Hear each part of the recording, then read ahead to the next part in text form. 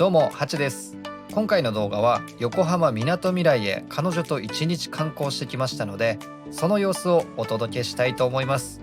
我々遠方組でしてみなとみらいはもちろん素敵だったんですが、買い物をしなかったせいか思いがけずコスパ旅となりました。少しでも旅行の参考になれば嬉しいです。それではご覧ください。はい、スタートは東京上野から。前日に東京ドームに行く予定がありまして、上野にホテルを取っておりました。ちなみに私、冒頭でも遠方組とお伝えしてますが、北海道札幌市から今回やってきてます。そのため今動画にも様子が映されてますが、とりあえずルノワール来てます。ルノワールはですね、北海道にないチェーン店なので、こういうのも旅の楽しみだったりするわけですね。ちなみに富士そばとかもその類です。コーヒー単品だとちょっと高いんですけど、このスープとモーニングのセットはプラス150円でつけれるので、全部で1000円程度。長居するんだったらコスパ最強。東京の人羨ましい。上野から3回電車を乗り継ぎまして、1時間ほどでみなとみらいに着きました。はい、バカデカスヌーピーのお出迎え。ありがたい。ちなみに今回の旅のスケジュールはこんな感じです。正直もうちょっと詰め込みたかったんですけど、今回4泊5日で東京に来てたので、体力的な余裕を持ちながら組んでます。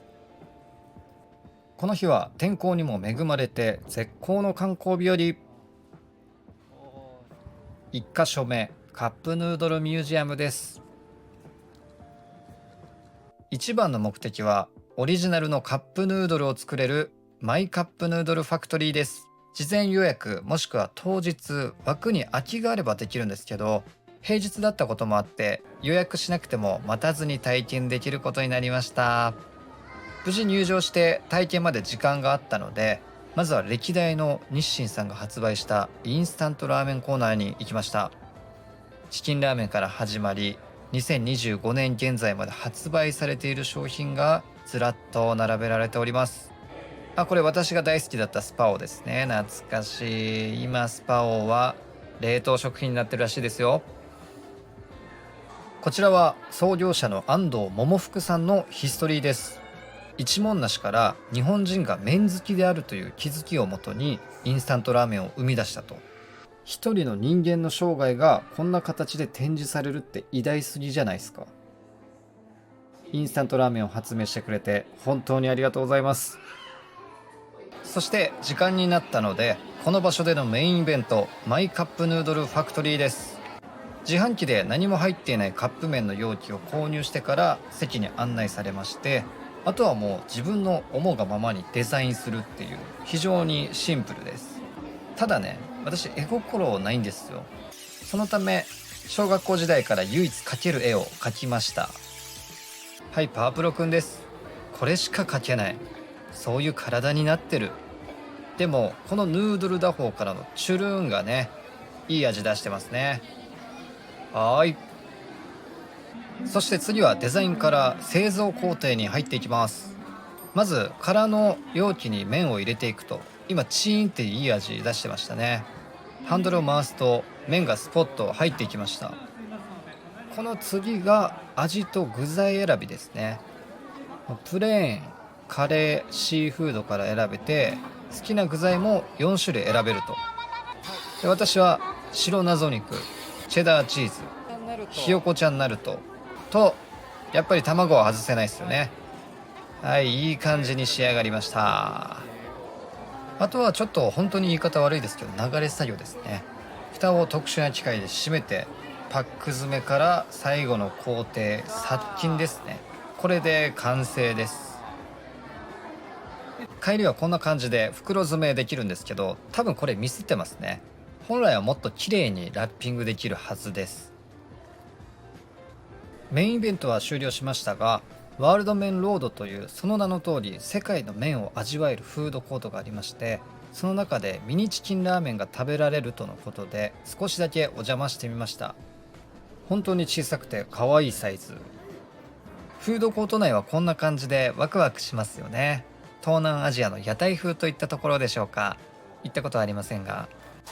最後にひよこちゃんにご挨拶をしてワールドメンロードを後にしました。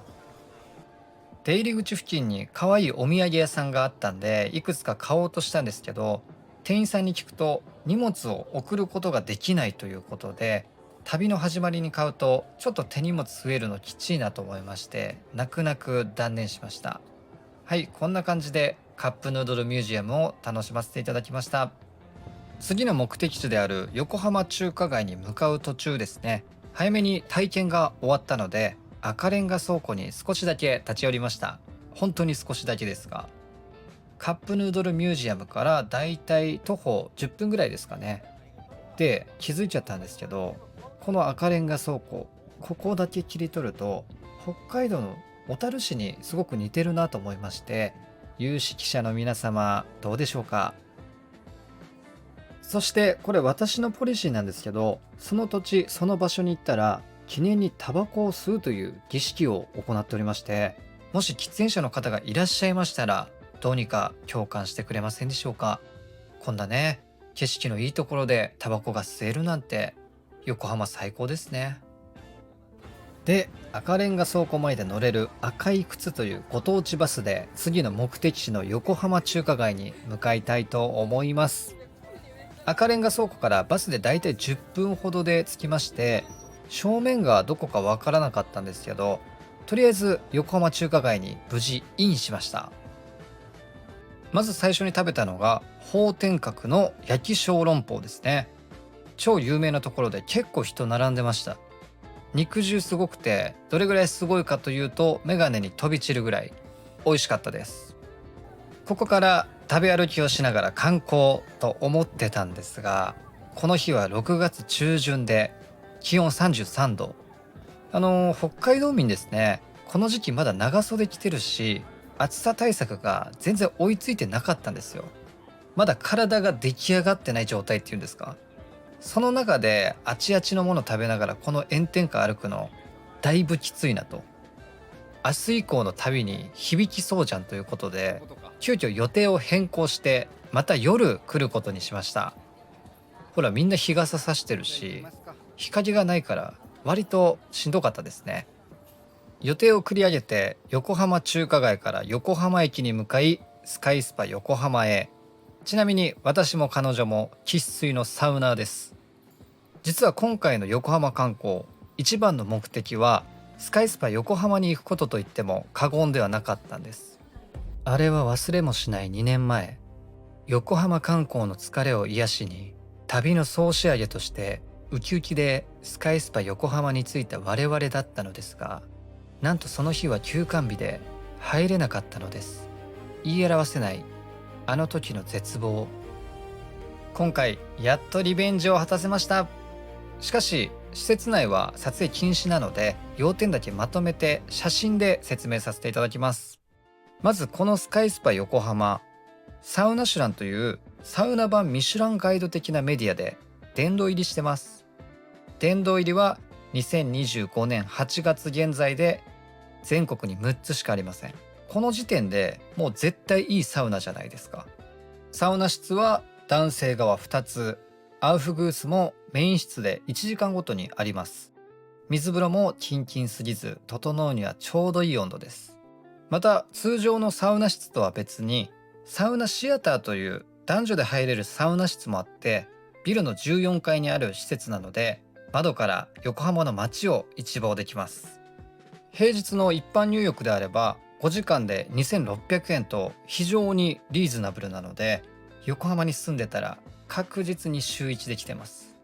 詳細については公式サイトをご確認いただきたいんですが、まだ行ったことがない人がいたらぜひ。そしてまた横浜駅から横浜中華街に向かって昼間のリベンジをしました。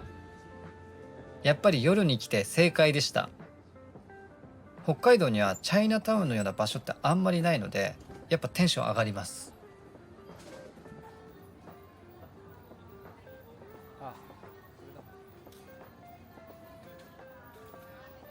そういや来てから知ったんですけど、横浜中華街って占いも有名なんですね。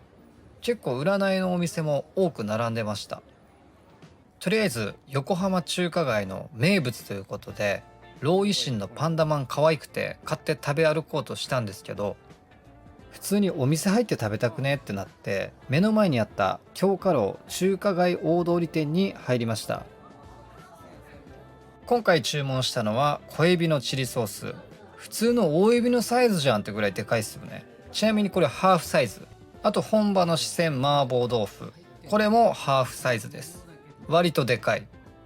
でこれは通常サイズのフカヒレ入りあんかけチャーハンです。めっちゃ美味しかったですし大満足だったんですけど、量が多くてこれだけで2人とも腹パンでした。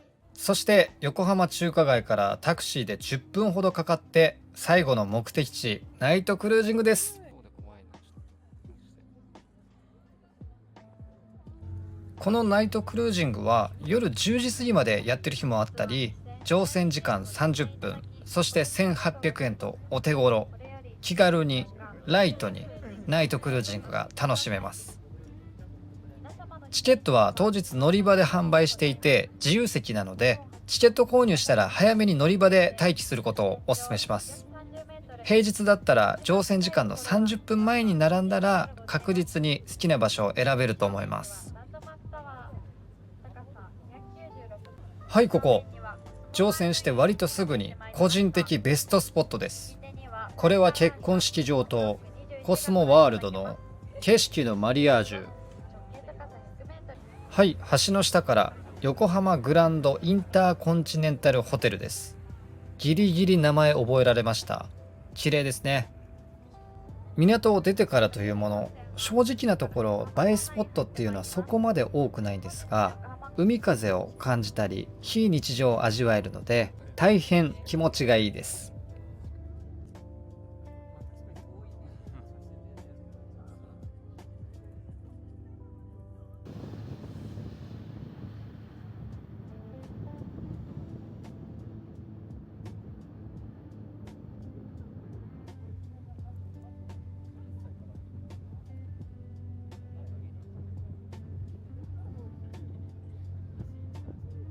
今回の旅動画はこれで以上となります。